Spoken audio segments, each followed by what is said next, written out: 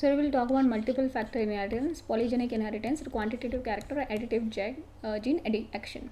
So every character when there is a lot of variation, so वहाँ पे होता है there is a multiple factor inheritance when there is a lot of variation.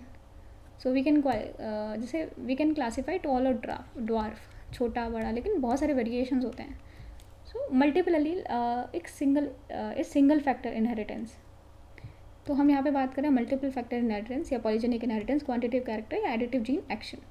जैसे human skin colour, आप एक काला गोरा, इसके अलावा भी बहुत सारे वेरिएशन होते हैं. आप एग्जैक्ट नहीं बता सकते कि काला गोरा, सिर्फ ऐसे नहीं बता सकते. हाइट भी बहुत सारी हाइट्स होती हैं, बहुत वेरिएशंस होता है. Number of hair on scalp, behaviour, intelligence and any other character that shows continuous variation होता है. हर एक पर्सन में कुछ ना कुछ वेरिएशन होगा. तो ये क्या है, हमारे मल्टीपल फैक्टर इनहेरिटेंस का एग्जांपल है. That can not be classify but can only be quantify. तो आप इसे क्लासीफाई नहीं कर सकते, it can be only quantify, it can be measured. So multiple allele, ऐसा माना जाए multiple allele code for the same character, it is identical and additive. जैसे जीनोटाइप है यहाँ पे capital A small capital B, ratios का 1 है. Number of dominant allele है इसमें 4. जैसे इसमें क्या है, नंबर ऑफ डोमिनेंट एलील्स में कितनी हो जाएंगे, 3. इसमें 3 है और रेशियो कितना हो गया इसमें, इट इज़ 2. यहाँ पे इस तरीके से ये रेशियो है and this is the number of dominant allele. तो ये एक वो है एग्जाम्पल. यहाँ पे क्या है, number of individual and phenotypic ratio. तो यहाँ पे ये dark red, medium dark red, light red, pink and white.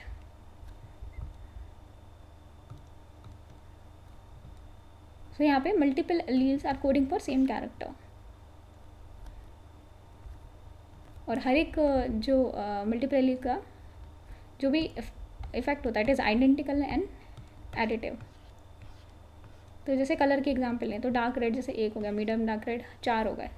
तो यहाँ पे मीडियम डार्क रेड यहाँ पे 4 हो गए, यहाँ पे आ गए. देन लाइट रेड 6, पिंक 4 और वाइट विल बी 1. सो यहाँ पे वाइट के लिए एक ही होगा एंड बाकी डार्क रेड के लिए भी 1 होगा. बाकी ये मीडियम डार्क रेड के लिए 4 एंड लाइट रेड के लिए 6 एंड पिंक के लिए 4. इस तरीके से हम देखेंगे. सो ये फिनोटाइपिक रेशियो हो गया हमारा 1:4:6:4:1. डोमिनेंट एलील इसमें अगर देखें तो डार्क रेड के 4 है, यहाँ पे क्या है 4 है. तो ये होगा 4 रेशियो. डोमिनेंट एलील का अगर रेशियो देखें तो it will B 4:3:2:1:0.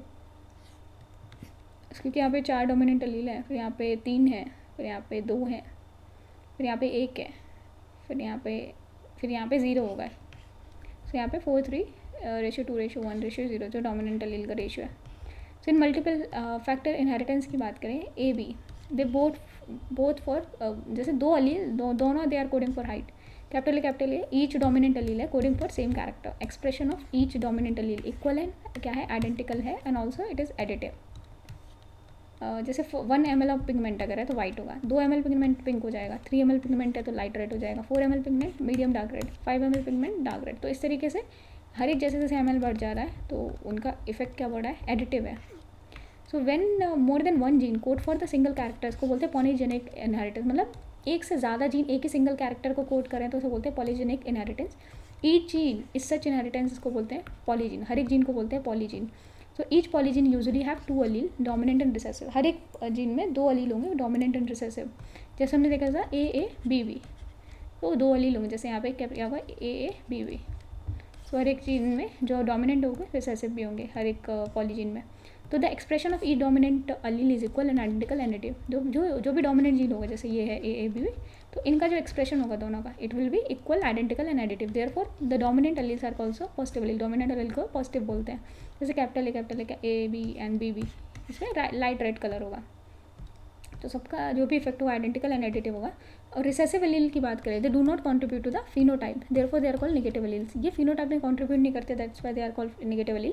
The character which are controlled by multiple factor are more influenced by environmental factor और external factor when compare to the character that are controlled by single factor.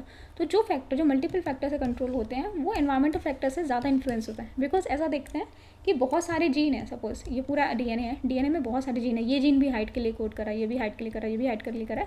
अब इतने सारे जो gene है एक factor को control कर रहे हैं, तो कोई भी ढंग से कंट्रोल नहीं करता. जैसे रोड है, रोड में सारे लोग रोड को ओन करते हैं तो कोई भी ध्यान नहीं देता.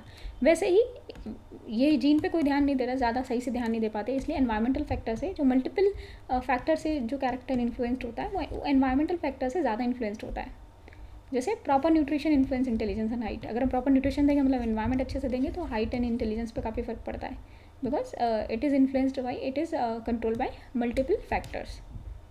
तो मल्टीपल फैक्टर से कंट्रोल होगा, तो वो जो कैरेक्टर है that will be influenced by environmental factors more. So अगर हम ब्लड ग्रुप प्रॉब्लम्स देखें, तो जैसे ए बी है.